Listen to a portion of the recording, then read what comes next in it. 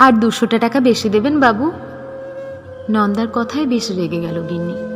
হ্যাঁ রে নন্দা, আগের মাসেই তো তোর মাইনে 200 টাকা বাড়িয়ে দিলাম, আবার 200 টাকা বেশি? তোর তো দেখছি কিছুতেই দাবি মেটে না। আর গিন্নিকে বললাম, আহা গিন্নি, এত রাগ করলে চলে? নন্দাকে আরো 200 টাকা দিয়ে দিলাম। ওর মুখে দেখলাম তখন কি খুশির হাসি। টাকাটা নিয়ে ও ব্যস্ত হয়ে পড়ল ঘরের কাজে। নন্দা মেয়েটা বেশ চুপচাপ, তেমন কথা বলে না, এক মনে নিজের কাজ করে বেরিয়ে পড়ে অন্য বাড়ির কাজে। সব সময় সে কাজ করে চলে, যেন ওর ক্লান্তি নেই। নন্দা এই বাড়িতে কাজে এসেছে মাস 6 হলো। আগে একজন কাজ করত, সে কাজ ছাড়ার সময় নন্দাকে কাজটা দিয়ে গেছিল। নন্দা তাড়াতাড়ি করে কাজ করলেও নন্দার কাজ বেশ পরিষ্কার আর গুছানো, তাই গিন্নিও আর আপত্তি করেনি। সেদিন বসার ঘরে ঢুকতেই অবাক হলাম দেখে আমাদের বাড়ির কাজের মেয়ে নন্দা আমার ইংরেজি খবরের কাগজটা মন দিয়ে পড়ছে। জিজ্ঞেস করলাম, কিরে নন্দা, তুই ইংরেজি কাগজ পড়তে পারিস? নন্দা শুধু মাথা নেড়ে সম্মতি জানালো। বললাম, কতদূর লেখাপড়া শিখেছিস তুই? নন্দা বলল, মাধ্যমিক পাশ করে 11-এ ভর্তি হয়েছিলাম দাদাবাবু, কিন্তু বস্তির মেয়ে তো আমি, তাই বাপ মা তাড়াতাড়ি বিয়ে দিয়ে দিল, তাই আর পড়া হয়নি। আমি সেদিন অবাক হলাম মেয়েটার দুর্দশার কথা ভেবে। লেখাপড়া শেখার সুযোগ পেলে হয়তো প্রতিষ্ঠিত হতে পারত অনেক। সেদিন রান্নাঘরে শুনলাম গিন্নি আর নন্দার কথোপকথন। নন্দা বলছে, 2 দিন ছুটি দেবেন গিন্নিমা? গিন্নি বলল, না না, এখন ছুটি দেওয়া যাবে না, আমার শরীর ভালো নেই, আসতেই হবে তোকে। নন্দা সেদিন মুখ ফুটে বলতে পারল না যে ছেলেটার পরীক্ষা শুরু হবে কদিন পর, তাই ছুটিটা চাইছিল সে। গিন্নি রান্নাঘর থেকে বেরোতেই বললাম, তোমার শরীর তো ঠিকই আছে, তাহলে ছুটিটা দিলে না কেন? গিন্নি অমনি ঝাঁঝিয়ে উঠে বলল, তুমি তো চলে যাবে তোমার স্কুলে, আর সব কাজ তো আমাকেই করতে হবে ও না এলে, তাই কোনো ছুটি দেওয়া যাবে না। আস্তে আস্তে বললাম, ছুটি চাওয়ার কারণটা তো জানতে চাইলে পারতে। কিন্তু গিন্নি আমার কথায় কোনো গুরুত্ব না নিয়েই চলে গেল। নন্দার কদিন রাতে ঘুম নেই, রাত থাকতে উঠে রান্না চাপাই ছেলের জন্য। পরীক্ষার দিন না হলে যে ছেলেটাকে খালি পেটে যেতে হবে। সকালে ছেলে বসে থাকে মুখ গুঁজে বইয়ে, নন্দা ছেলেকে খাইয়ে দেয় নিজের হাতে। তারপর ছেলেকে ভালো করে পরীক্ষা দেওয়ার কথা বুঝিয়ে দিয়ে ছোটে বাস রাস্তায়। কাজের বাড়িতে যেতে দেরি হলে আবার ঝামেলা। কদিন একটু তাড়াতাড়ি ফেরার চেষ্টা করে নন্দা। পরীক্ষা দিয়ে ফিরলে ছেলেটার মুখে তরকারি ভাত তুলে দেওয়ার আশায়। কখনো কেউ কেউ তাড়াতাড়ি ফেরার অনুমতি দেয়, কেউ দেয় না। এইভাবে দেখতে দেখতে একসময় নন্দার ছেলের পরীক্ষা শেষ হলো। নন্দার অনেক স্বপ্ন, তার ছেলেটাকে নিয়ে অনেক লেখাপড়া করে প্রতিষ্ঠিত হবে সে। বাপ মা তো সেই বিয়ে দিল লেখাপড়া বন্ধ করে। তারপর 2 বছর পর ছেলেটা হলো। বর ভোলা দূরের শহরে কাজ করতে গিয়ে তো আর ফিরলই না। সবাই বলে আবার নাকি বিয়ে করেছে সে। নন্দা পড়ে রয়েছে তার একমাত্র ছেলেটাকে আঁকড়ে ধরে। নিজে শত কষ্ট করলেও ছেলের সব প্রয়োজন মেটায় নন্দা। যদিও উঁচু ক্লাসে ওঠার পর থেকে ছেলের টিউশনি পড়ার টাকা জোগাড় করতে হিমশিম খেতে হয়েছে নন্দাকে, কিন্তু তাও নন্দা থামেনি, নিজে খেটে ছেলের লেখাপড়ার টাকার জোগান দিয়েছে। আজ সকালে খবরের কাগজটা পেতেই আমার স্কুলের ছাত্র আনন্দ এবার উচ্চ মাধ্যমিকের কৃতি প্রথম 10 জন ছাত্রছাত্রীর মধ্যে একজন। বারবার বলছি, সত্যিই ছেলেটা জিনিয়াস। ওই ছেলে আমাদের স্কুলের নাম উজ্জ্বল করলো।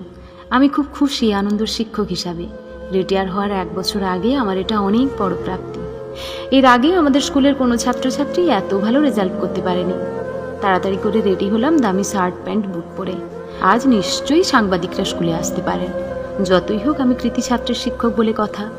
গিন্নি সমানে বলে চলেছে, কি আক্কেল নন্দাটার, না বলে কই হুট করে কামাই, আর ওকে কাজে রাখলে চলবে না তা বলে দিলাম। আমার এখন এসব শোনার মোটেই ইচ্ছে নেই। স্কুলে পৌঁছে আনন্দকে অনেক আশীর্বাদ করলাম।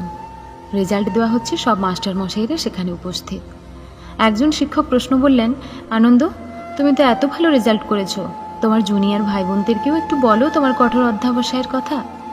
আনন্দ বলতে শুরু করলো, আমি তো শুধু লেখাপড়া করে গেছি মন দিয়ে, সফলতা পেয়েছি, তাই আপনারা আমার সাফল্য দেখছেন, কিন্তু এর পেছনে আছে একটা মানুষের কঠোর পরিশ্রম, যার জন্য আজ আমি সফল।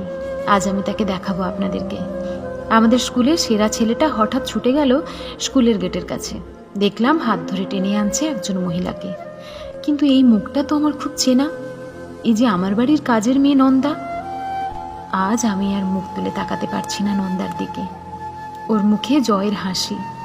আমি এ স্কুলের কৃতি ছাত্রের শিক্ষক, আর ও যে সেই ছাত্রের মা। আমি সরে গেলাম ওখান থেকে। নন্দার আজ কাজে না যাওয়া আমার স্ত্রীর অশান্তির কারণ সে তো জানেই না আজ নন্দার ছেলে রেজাল্ট। আমার স্কুলের যে ছাত্রের জন্য আমি এত খুশি, পরীক্ষার দিনগুলোতে তার মা ছুটি পর্যন্ত পায়নি ছেলেটাকে ঠিক করে খাবার দেওয়ার জন্য। একদিন ওই ছেলেটার একটা নতুন বই কেনার জন্য 200 টাকা বেশি দিতে গিয়ে কত কথা শুনিয়েছে আমার স্ত্রী। আসলে আমরা হয়তো ভাবতে পারি না যে একটা কাজের মেয়ের সন্তান এত মেধাবী হতে পারে। বাস্তবেও কিন্তু এমন হয়। আমরা শুধু নিজেদের সমস্যাগুলো দেখি, কিন্তু ওদেরও প্রয়োজন আছে ছুটির কিংবা টাকার। অনেক সময় আমরা সেসব ভুলে যাই। বাড়ি ফিরতেই স্ত্রী শুরু করলো, নন্দা কাল এলে টাকাটা মিটিয়ে দিও, আর ওকে আসতে হবে না। নিজের সন্তানের জীবনের একটা এমন গুরুত্বপূর্ণ দিনে মা কাজে আসেনি বলে তার কাজটা চলে যাচ্ছে। পুরো ঘটনাটা না জানলে হয়তো আমি এটাই করতাম। কিন্তু স্ত্রীকে পাশে বসিয়ে বললাম, তোমার ছেলে যদি পরীক্ষায় সেরা 10 জনের একজন হতো, তুমি কি ছেলের পাশে থাকতে না? গিন্নি অবাক হয়ে বলল, তার মানে? সবটা বলতেই গিন্নির চোখে মুখে ফুটে উঠল অনুশোচনার ছাপ। পরের দিন সকালে গিন্নি আমাকে তাড়াতাড়ি ঘুম থেকে তুলে বাজারে পাঠালো। বাজার আনতেই নিজেই রান্না চাপিয়েছে দেখলাম। নন্দা বোধহয় আঁচ করে এসেছিল বকা শুনবে। চুপ করে এসে ঘরের কাজে হাত দিতেই গিন্নি বলল, সোফায় বস, আমি আসছি। নন্দার চোখে মুখে দুশ্চিন্তা।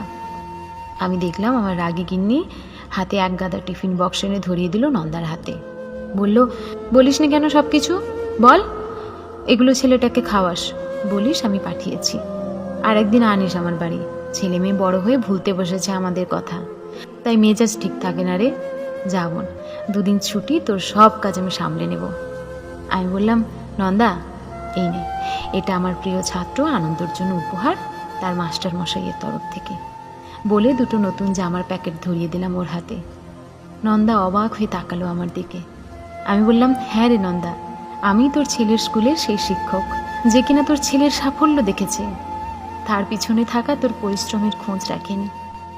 আজ নন্দার মুখে সেই হাসিটাই দেখলাম যেটা আগের বার 200 টাকা বেশি দিয়ে দেখেছিলাম।